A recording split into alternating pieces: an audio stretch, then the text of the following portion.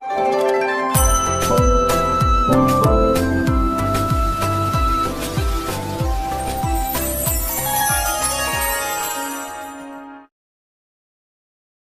जगन्नाथ मु दिवाकर दास आपण मानक प्रणाम करुच्ची। महादेवंकर पवित्र मास श्रावण मास। यही श्रावण मासरे माँ पार्वती तपस्या करी देवदेव महादेव को प्राप्ति करते तेणु तत्कालीन वर प्रति हुए यही मसरे व्रत कले। तो आपण श्रावण व्रत तो किभली भाव में करेंगे आम कहीचु। जदि आप वीडियो को देखी ना आम चैनल को जाकि वीडियो देखिपारे। किंतु आज आपण कहबू ये श्रावण मास जो 4टी सोमवार रहा पूर्णमी ठारू आपण मैंने गम्हा पूर्णमी जहाँकि अगस्ट 28 तारीख पर्यंत रही पूर्णमी। तेणु ता भितर प्रथम पाली जहाँकि अगस्ट 3 तारीख में पड़ुची। तो आप मन रखी था 4टी पाली देवदेव महादेव एमती कौन चढ़ेले आपणकर समस्त मनोकामना पूर्ण हो। भक्तबंधु जदि आपणकर विवाह हो पारुनी जदि घरे क्या बाहर लेट है द्वितीयतः आप मन रखी था जदि धन हानि होते रोजगार कर अंटू ना आ तृतीयतः शरीर असुस्थ रोचे आपण समस्त मनोकामना आपंकर पूर्ण बेपार पत्र चलू ना मानसिक अवस्था भल ना क्योंकि जॉब हो पारुनी थे प्रचेषा करूँ कहीं आशुतोष भगवान देवदेव महादेव कृपा कले असंभव संभव होता है। तो निश्चित भाव में आपड़ ये असंभव संभव करने देवदेव महादेवर जो रही 4टी सोमवार श्रावण मासरे तो आप निश्चिंत ये श्रावण मास निश्चिंत भाव में चढ़ातु। तो प्रथम पाली रही अगस्ट 3 तारीख जेहेतु प्रथम सोमवार रही श्रावण मासर देवदेव महादेवंकर मस्तक शिवलिंग कंचा क्षीर आप निहाती भाव में चढ़ातु। कंचा क्षीर सहित अरुआ चाउल यह अक्षत होगा दरकार किसी चाउल आप अरुआ चाउल नहीं आसतु जहाँकि बासमती हेल्ले आहरी भल तक बाछीदेवे जी कि खंड विखंड हो न चाउल गोटा चाउल अल्प आप कौन करूँ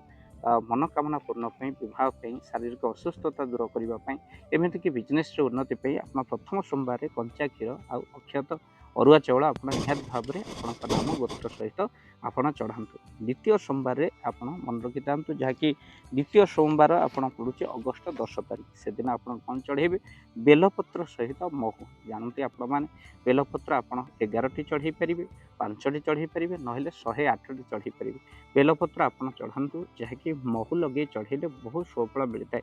तेणु बेलपत्र महू लगे आप निश्चिंत भाव में चढ़ातु एमतीक जो मानकर विवाह हो पारुनी से जी बयस से बेलपत्र आप महू लगे शिव अभिषेक करें चढ़ई पारे। द्वितीय रही सोमवार जहाँकि अगस्ट आपणकर पड़ुची 10 तारीख दिन आपण बेलपत्र महू लगे निहाती भाव में शिव मस्तक चढ़ा। सुख समृद्धि सहित घर अशांति दूर हो संपर्क तिक्तता थे मधुमेह हम जदि महू शिवलिंग चढ़ा। तृतीय सोमवार जहाँकि अगस्ट 17 तारीख पड़ुची आ से दिन आप जाणा कदली महादेव घर्षण निहाती भाव करूँ। दही आप शिव मस्तक चढ़ातु दही सज दही आप शिव मस्तक चढ़ातु जाँला कदली संग्रह कर घर्षण कर दिंतु मिश्री सहित बंद सहित घर्षण कर दिंतु। तृतीय सोमवार जहाँकि जाँला कदली आ दही शिव मस्तक चढ़े सकल मनोकामना पूर्ण हम श्रावण मासी। तापर चतुर्थ पाली रही अगस्ट 24 तारीख जहाँकि आप मन रखी था से दिन किसी फूल आपण शिव मस्तक चढ़े शिवंर प्रिय फूल तो आप जानते दुदुरा गयस फूल यही समय भितर दुदुरार फल शिव मस्तक हलदी लगे चढ़ेले बहुत पुण्य मिलता है। आ सहित शिव कृपार आपणकर धन धान्य परिपूर्ण होता है। शिव कृपा हेले असंभव संभव हुए शिव कहले मंगलमय। तेणु जो मानकर मनोकामना आप पूर्ण हो पारना कौन चाकरी क्षेत्र में हो कि आपणकर संतान संतति प्राप्ति बिजनेस चलुनी ता सहित शारीरिक असुस्थता बढ़ुची कुआड़े आपणकर किसी उन्नति हो पारुनी रोजगार कर मानसिक भारसाम्य आप हर पिलामानकर मंगल आपणकर किसी चिंता ना कि दुख ना तथापि आप दुदुरा चढ़ेले आगक आसुवा महाविपत्ति दूर हो जाए कहीं केतबे क्या कौन हम कही हम। तेणु दुदुरा फल को आपड़ कौन करेंगे ना हलदी लगे शिव मस्तक आप निहाती चतुर्थ पाली जहाँकि शेष पाली अगस्ट 24 तारीख पड़ुची से दिन आप चढ़ई पारे। सहित गंगा जल रे शिव को अभिषेक करूँ जल ढालतु गंगा जल आ जल खसा मिसई जदि आप शिव मस्तक चढ़ाऊँ अतिशय शुभ फल आपको मिले। जदि आपंकर कौन मृत्तिका छुतिका मंदिर जाऊना क्या हाथ में आप शिव मंदिर को पठे पारे जहाँ बहुत पुण्य होगा सहित आप सकल मनोकामना पूर्ण हम। जो 4टी पाली रही आपको कहलु तेणु शिव मस्तक श्रावण मासरे शिवलिंग आप चढ़ाइले आपंकर समस्त मनोकामना पूर्ण। ए वीडियो को बहुमात्रा शेयर करूँ जब शिव प्रति आप भल पाइबा आप शिवं भक्त होता तो निश्चिंत शिवं को मानुता ये वीडियो को निहाती भाव में शेयर करूँ कहीं अन्य शिवं कृपा पाइले आपण से पुण्यफल मिल शिवं कृपा मिले समस्त कहवा ओम नमः शिवाय वीडियो को शेयर निहाती भाव में कर जय जगन्नाथ। जय जगन्नाथ।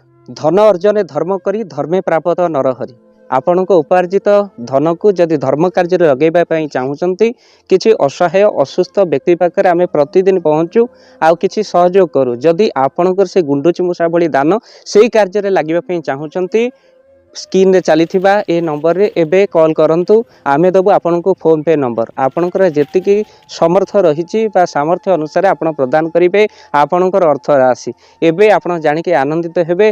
गोटी एम्बुलेंस किणा जाइछि केवल रोगी सेवा पई जदि आपणकर किछि अर्थ से एम्बुलेंस पई आपण सहयोग करिबा पई चाहंती तो एबे कॉल करंतु एही नंबर रे आपन को अशेष धन्यवाद। जय जगन्नाथ।